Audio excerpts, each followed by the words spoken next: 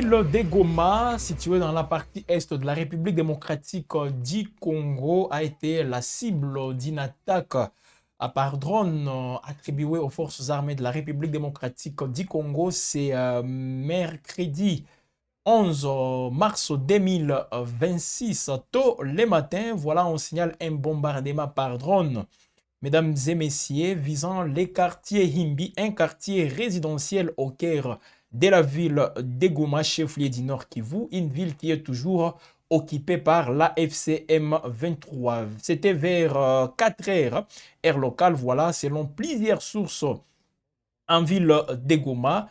Et il s'agit bien évidemment d'une résidence qui a été touchée, comme vous le voyez en image, une résidence appartenant à Monsieur Pascal, un ressortissant belge, est présenté comme responsable de la concession Toyota située en ville de Goma. C'est là qui connaissent parfaitement le quartier Imbi peuvent déjà avoir une idée sur cette résidence.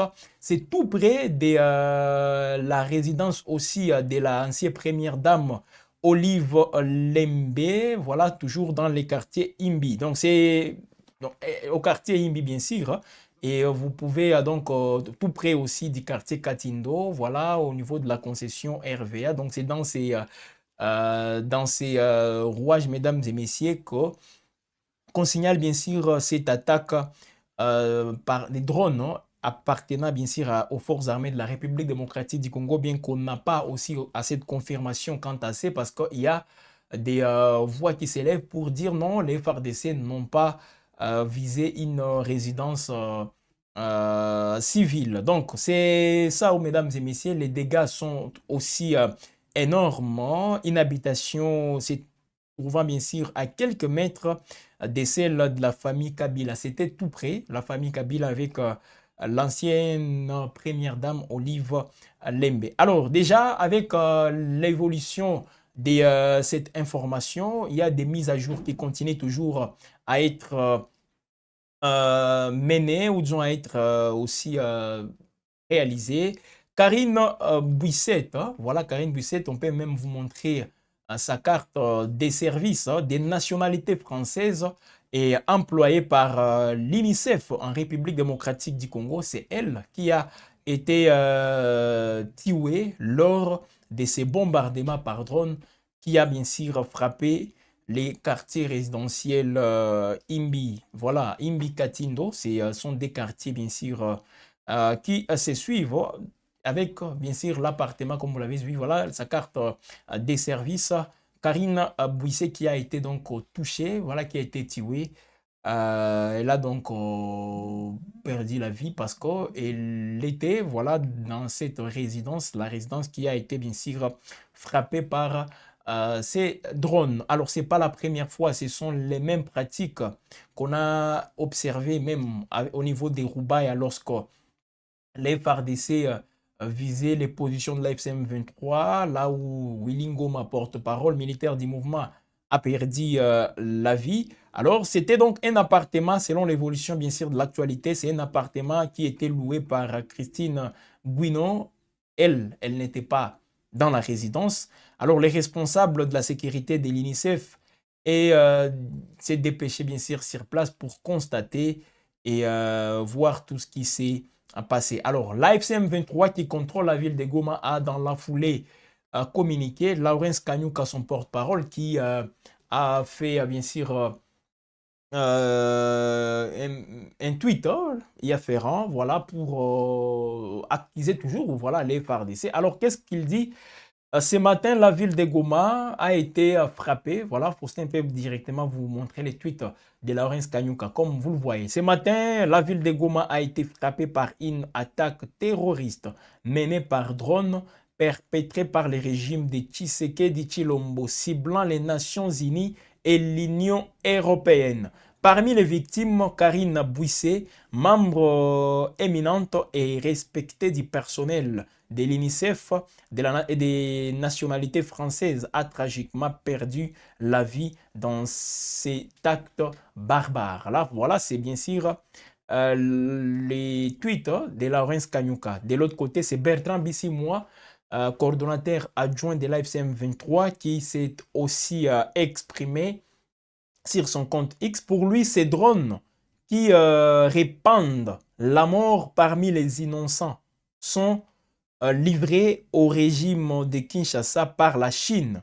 Ces mêmes pays membres permanents du Conseil de sécurité, champions de la condamnation de la violence en RDC, exigeant le respect du cessez-le-feu en appelant à la fin de l'hypocrisie. Voilà, Bertrand Bisimwa, lui qui pointe directement les doigts à la Chine qui fournit les drones à la République démocratique du Congo. Alors il faut aussi les dire, hein, ce ne sont pas des simples dons que la Chine fait à la République démocratique du Congo. La RDC va auprès de la Chine pour acheter ces drones qui sont en train aujourd'hui de faire tout ce que nous sommes en train de voir. Alors, avec l'actualité, voilà, selon l'AFCM 23, ici on parle, mesdames et messieurs, voilà, d'une attaque contre, sur la ville de Goma.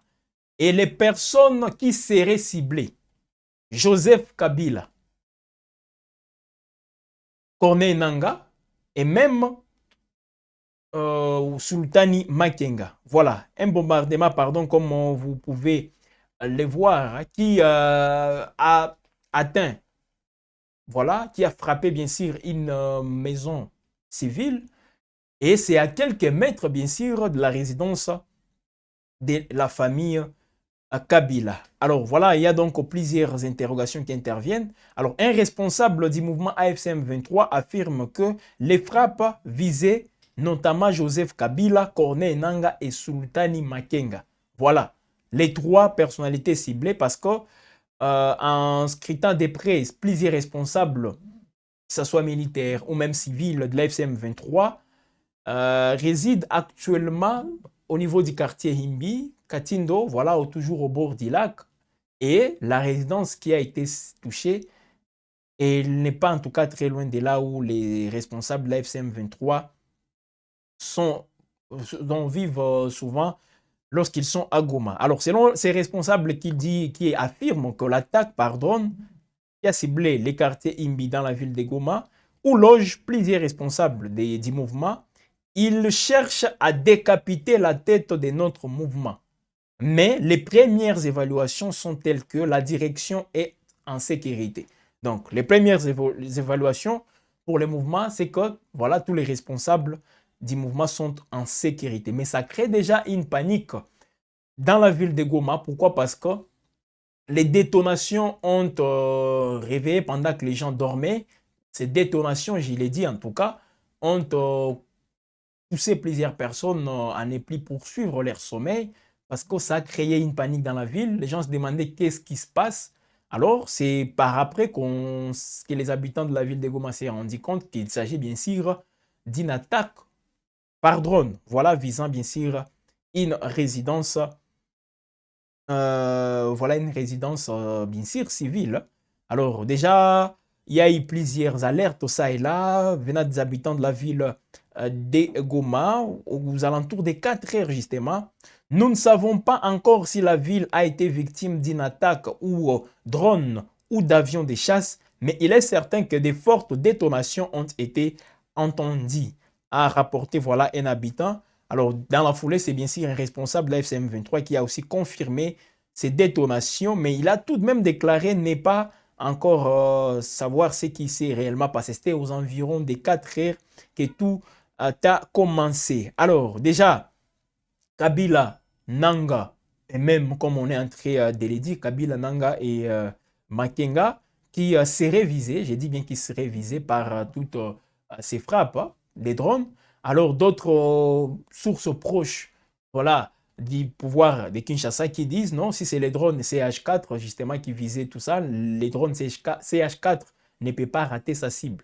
Bon, ce n'est pas la première fois justement qu'on voit les drones CH4 aussi rater sa cible. Il y a des fois qu'il atteint sa cible et il y a des fois qu'il n'arrive pas à les faire. Donc, jusque-là, on ne sait pas trop l'origine. Nous, à notre niveau, on ne sait pas trop l'origine, bien que la FCM 23 insiste en disant que c'est une attaque des forces armées de la République démocratique du Congo, comme on est en train de les voir souvent avec toutes ces images. Là, c'est les soirs, justement, aux alentours des 4 heures, comme vous le voyez. La résidence était encore sous l'effet, tout juste après après avoir été touché par ces drones appartenant, comme on est en train de le dire, aux forces armées de la République démocratique du Congo, sans pour autant, bien sûr, les confirmer. Alors, cette attaque n'est pas un simple incident militaire, elle représente une violation flagrante des engagements pris dans le cadre des efforts régionaux et internationaux visant à mettre fin au conflit. Voilà ce que dit l'AFC M23. Alors, ça évolue, mesdames et messieurs. WAB Info, qui est aussi mobilisé avec nos sources sur place, toute une équipe, voilà, pour que nous puissions bien sûr vous en dire un peu plus tout au long de la journée. L'actualité tenant compte de l'évolution, on sera aussi là en train de vous accompagner sur toutes nos plateformes. Donc, retenez tout simplement que la ville de Goma a été la cible d'une attaque, mesdames et messieurs, par drone. Voilà. Alors, à qui appartient ces drones? Au FRDC ou je ne sais à quelle autre force engagée dans ces conflits, mais l'AFC M23 qui a communiqué, on a vu même l'équipe de la MONUSCO s'est dépêchée directement sur place pour constater, parce qu'il y a d'énormes dégâts. L'AFC M23 qui fait un bilan de 3 morts déjà, et parmi les personnes touchées, il y a cette responsable de l'UNICEF, Karine Bouissé, des nationalités françaises, employée bien sûr par l'UNICEF en RDC, qui a été tuée lors de ces bombardements par drone, qui a bien sûr frappé. Là, nous sommes au quartier résidentiel Himbi, tout comme Katindo, c'est tout près, mesdames et messieurs. C'est le cœur même de la ville de Goma. Voilà, parce que c'est là où on trouve des résidences, même les responsables des organisations humanitaires vivent là-bas, partout, hein. Donc, c'est en tout cas très, très sensible. Alors, si réellement c'est Kabila qui était, parce que ça aussi, c'est une hypothèse qu'il ne faut pas mettre de côté, Joseph Kabila, la cible, voilà, d'une attaque par drone. Oui, Joseph Kabila n'est pas loin de la résidence de la famille Kabila, c'est tout près de cette résidence qui vient d'être touchée. Corneille Nanga, tout comme Makenga, oui, ils sont tout près de là. Plusieurs responsables d'ailleurs du mouvement AFCM 23 qui résident dans ces quartiers-là. Alors, si réellement c'est eux qui étaient visés et peut-être le drone a raté sa cible et malheureusement c'est une résidence civile qui a été tuée, ça peut être aussi, donc cette hypothèse n'est pas à rejeter totalement. Voilà, donc on est en train de suivre l'évolution. Jusque-là, côté FARDC, aucune communication. Les FARDC, même les sources au sein de l'armée, ne disent mot concernant bien sûr cette attaque. L'AFCM 23 qui accuse les FARDC d'avoir bien sûr procédé ainsi. Les FARDC n'ont rien dit jusque-là. Donc, voyons voir comment ça va évoluer tout au long de la journée pour vous en dire un peu plus. Les images que vous êtes en train de voir filmées sur place, mesdames et messieurs, les soirs, tout comme les matins vers 5h, 6h en ville de Goma, comme vous le voyez, voilà, avec cette réalisation des Faustin Mouiwal, une résidence touchée et qui a emporté, voilà, cette dame, cette attaque, voilà, qui a fait des victimes côté civil, j'insiste très bien. Voilà, cette dame de nationalité française qui a été touchée. Alors, on est toujours là, en train de vous accompagner tout en suivant de près à cette actualité, comment ça évolue. Voilà donc ce qu'il faut donc retenir pour l'instant. Donc la ville de Goma, cette grande ville du Nord Kivu, même de l'Est de la République démocratique du Congo, qui a été la cible d'une attaque des drones. Hein. C'est 11 mars au matin avant l'aube. Voilà, selon l'AFCM 23 qui contrôle la ville. Au moins 3 civils ont été tués, dont une humanitaire française de l'UNICEF. L'attaque qui a ciblé une maison du quartier résidentiel Himbi, au cœur de la ville de Goma. On est à Himbi, et même parce que ça c'est au Katindo Himbi, voilà, là où ça a été, donc là on a bien sûr cette attaque voilà, a visé une résidence. Mesdames et messieurs, restez toujours connectés sur WAB Info.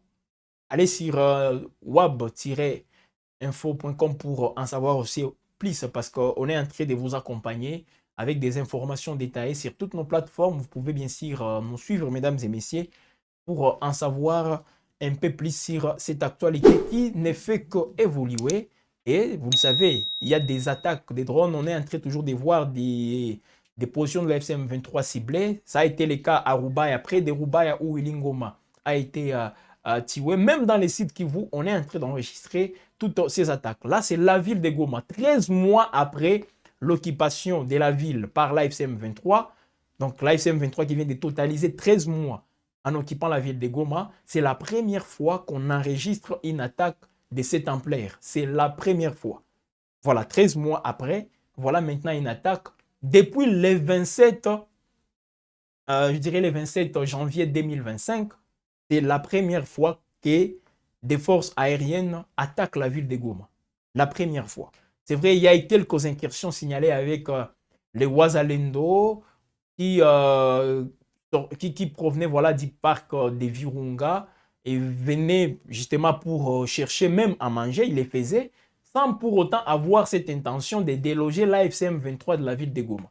Là, je vous donne une information aussi réelle. Parce que je n'ai pas besoin de faire plaisir à qui que ce soit. Je reste justement factuel. Et ce que je vous dis, mesdames et messieurs, ça a été documenté en ville de Goma. Durant les 13 mois, il y a eu quelques incursions. Mais c'est la première fois qu'on voit une attaque de cette envergure. Alors, voilà des victimes déjà enregistrées. Malheureusement, ça touche même les Nations Unies, ça touche même l'Union européenne. Alors, on va voir ce que ça peut aussi faire comme conséquence à l'escalade des conflits, des tensions entre l'AFCM 23 et les gouvernements de la République démocratique du Congo. Merci à Faustin Mouiwa, lui qui nous a réalisé. On reste toujours ensemble. On vous accompagne. À vous de rester connectés, mesdames et messieurs. Ça s'annonce déjà très tendu et on est justement très mobilisé pour vous accompagner tout au long de cette journée du mercredi 11 mars 2026.